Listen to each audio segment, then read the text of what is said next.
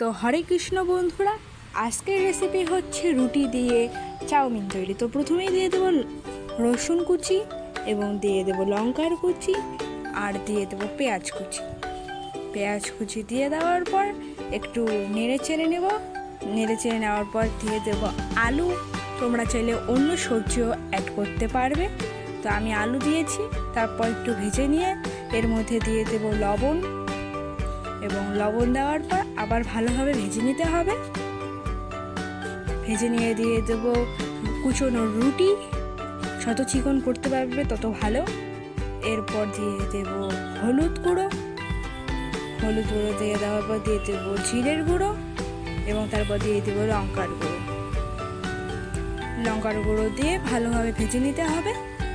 এবং ভেজে নেওয়ার পর তোমরা চাইলে এখানে ডিমও দিতে পারো, আমি দেইনি।